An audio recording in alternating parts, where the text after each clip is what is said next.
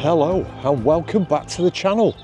So it was at this point I got my good friend Sean Jones to help me out. The Welshman in me, I don't know if I've mentioned it before, probably have zillions of times. I'm a fluent Welsh speaker, so hopefully I can help you out with this. It will take you a few minutes to get your tongue around it, if you excuse the pun, matron.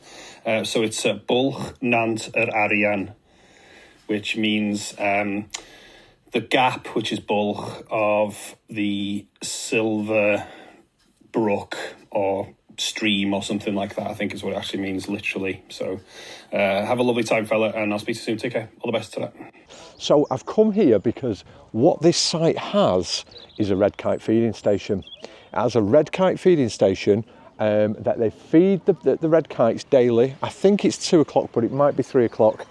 And as we're on a bit of a tour of Wales and some areas around the southern part of Wales, we thought this would be a perfect stopover on the way.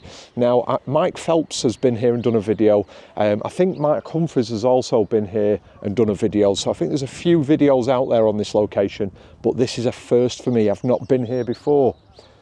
So red kites, if that's something that interests you, come along for the journey and see what I see. I jumped out of the van, thought we'd just have a bit of a recce. And actually behind the car park, away from the kite feeding platform, they're all building in the valley that's just behind. I mean, I'm going to turn the camera on and just show you this valley. This valley is absolutely breathtaking. And what's been really nice is that the red kites have been dipping down in the valley, and because we're at the top looking down, you're able to get some really nice shots with the vista behind it.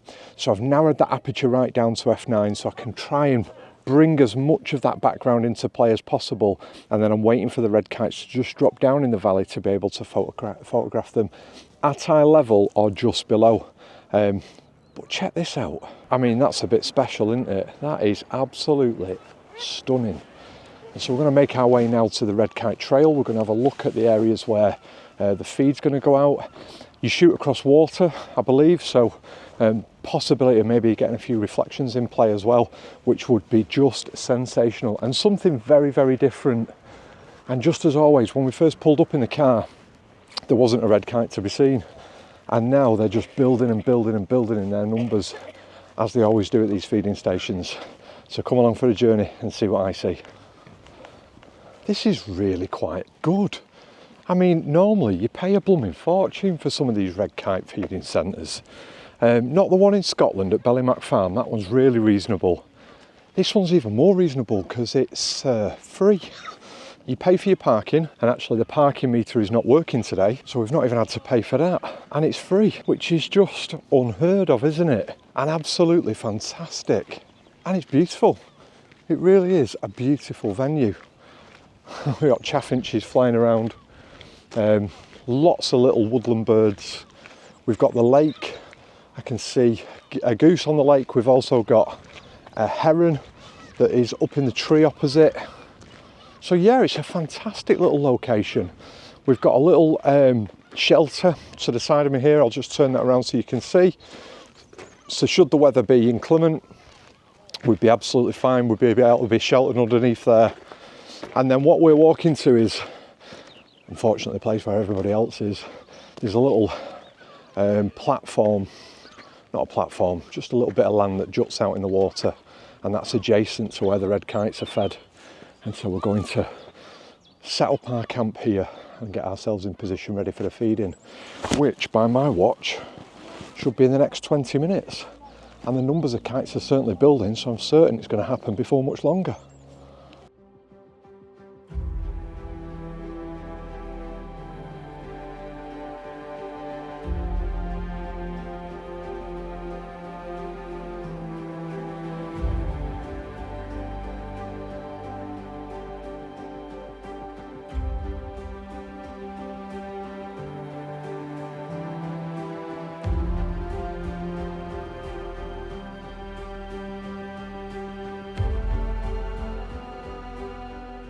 So I've positioned myself just on this little peninsula that juts out into the water, and then just behind me is a seating area for people to sit and watch the red kites.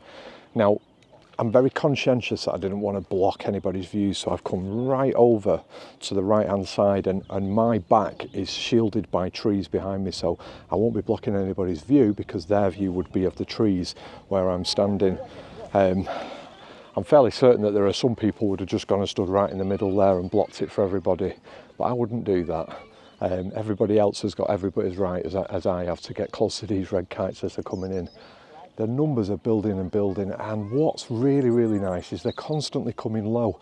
And because you're down in a valley, as you can probably see here, the sky is just that awful white. Because we've got a valley surrounding it, as the red kites are dipping below that horizon line of the hills surrounding it, you're able to get that nice contrasty background of the beautiful greens and the browns that are sitting in that background, which will contrast or complement the red kite, and that's what I'm looking for. I'm not going to take any photographs while they're against a white sky. All the time I'm looking for them when they've got that lovely, lovely background. Settings wise, I'm going to start off at 2,000th of a second. I'm shooting at f4. I've got the teleconverter engaged, so I'm at 560. f4's the minimum aperture I can use. I might increase that aperture ever so slightly, but probably not, because they're far enough away that even with that wide aperture, the depth of field will be sufficient for the bird. What I will play with though is shutter speed. So 2,000th of a second is probably the lowest speed that I'll be using, and then I will elevate that depending on what the action's looking like. I've got lots of shots of red kites diving in, so what I'm going to be looking for today is interactions between birds. So I'm going to look for that behaviour, and that behaviour often comes as a kite comes in, grabs a piece of food, and as they're flying away from the area, another kite will try and take it from them, and it's that interaction between the two birds that I'm going to try and capture today. As always, I'm going to be splitting my time between video and photographs. I'll do my best to get some video. My wife's also going to get some video for us. She's got a GoPro because I want to concentrate on those stills. But if it's anything like any of the other feeding sites that I've been to, we get that initial flurry, but actually they keep coming for a long period of time after that. So there'll be plenty of time to get both. So the number of kites is certainly building now. You know, it always amazes me just how almost trained they are at feeding sites. You know, they must come from miles and miles and miles around, and they all descend on here for exactly 2 o'clock when the feeding starts. We're 7 minutes out now from feeding, and there is well in excess of 100 kites in the sky above us. And when we arrived only an hour ago, there wasn't a single one. And so those numbers have just built and built and built because they've become so regimented and accustomed to that feed going out at 2 o'clock.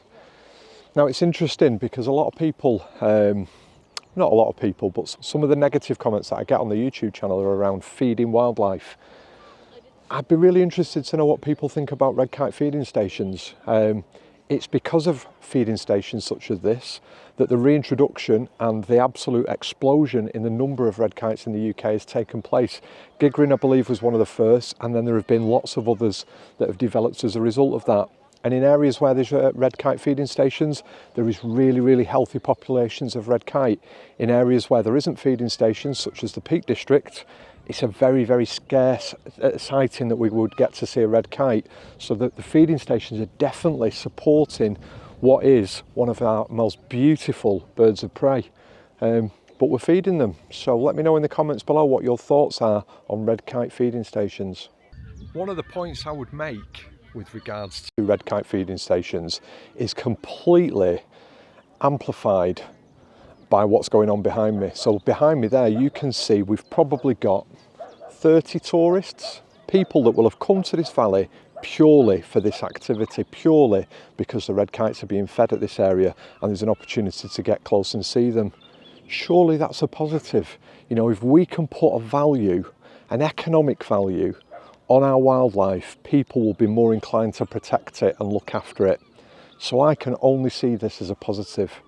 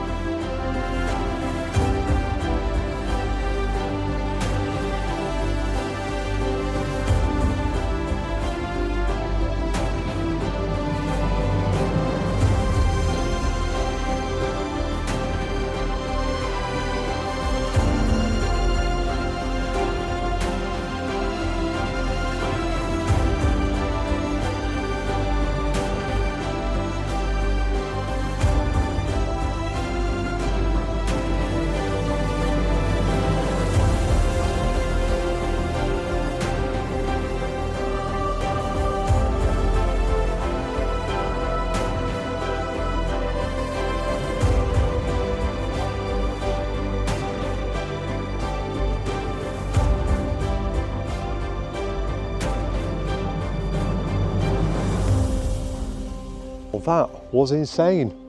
And unlike a lot of the red kite feeding stations that we've been to, it was frantic, fast, and as quick as it started, it stopped, and everybody's vanished. And we've got the place to ourselves.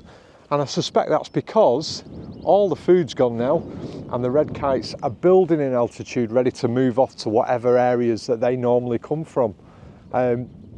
It was absolutely sensational though. What I would say is, whenever you come to photograph red kites, you really need to be acutely aware of the wind direction. So the wind is blowing in my face now, and the red kites will dive into the wind. They'll never dive with the wind on their backs. And so you can use that to position yourself in a place where you think you'll get the best opportunities to get the photographs. Initially I was looking over there. There's a raised area there with a little bench on the side, and I thought that might be quite a good direction to look back on. But the kites would have been diving away from me. And because they'd have been diving away from me, I'd have just got their backs, which was the problem that I had at Bwlch Farm. So being here parallel with the wind meant that I could get them coming in from the left-hand side and then rising out to the right.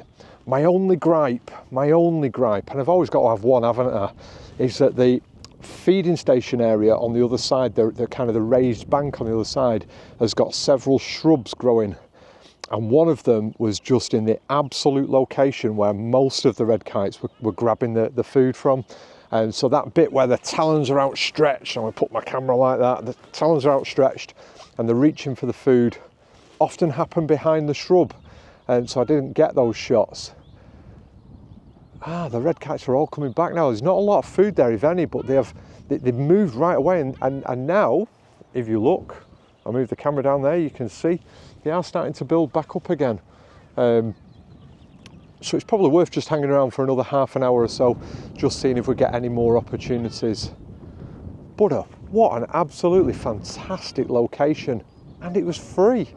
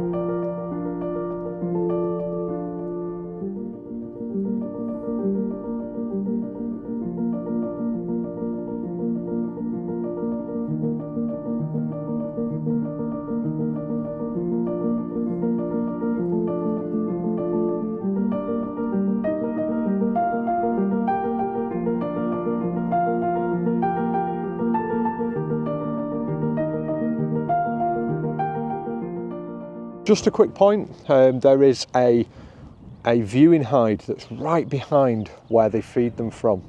And looking at it, and from actually watching Mike's video, the gaps, the slats where you'd be viewing out from are really quite narrow. So I don't think I'd be able to get the 400mm lens through. Although, to be honest with you, from that distance, the 400mm lens would probably be an absolute waste of time. You'd be far too close, and I'd probably been better with a 70-200. The other thing as well, when you've got little slats like that, is you can't see them coming in. And I've said it time and time before, when you're photographing red kites, the worst thing you can do is to try and track the floor and think that you're going to capture them as they're coming down. You'll just get so much disappointment doing it that way.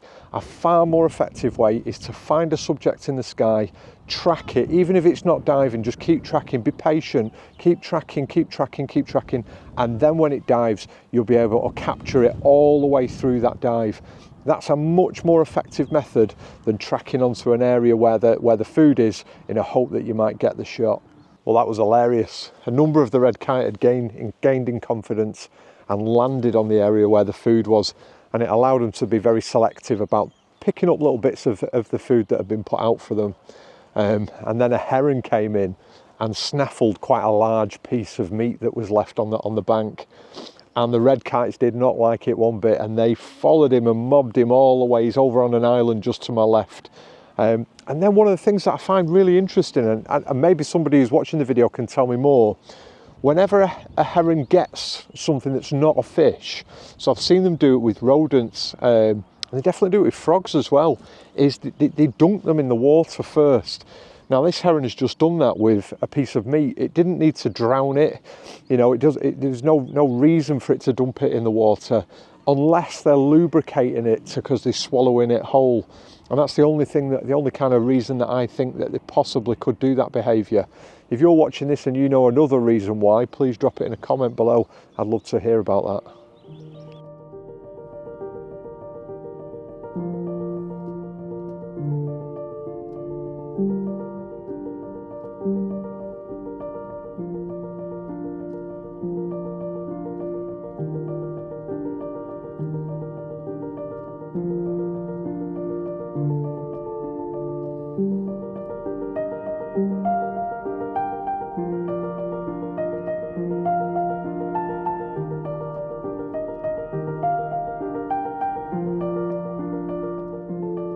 We're just coming away from the platform now, walking along the water's edge.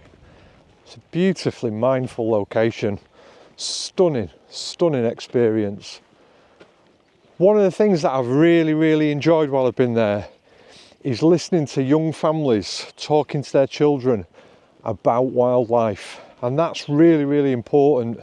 And the majority of those families were using the Merlin app. So they're using the Merlin app, and then they were using that where it was doing the sound ID, and they were identifying all the birds that were surrounding them. Any way that you can get kids involved in nature and wildlife is just a positive, because they're the future, aren't they? You know, and if they value the wildlife, they value these birds, these stunning birds and these beautiful locations, they'll protect them when they're adults. So get your kids involved in wildlife.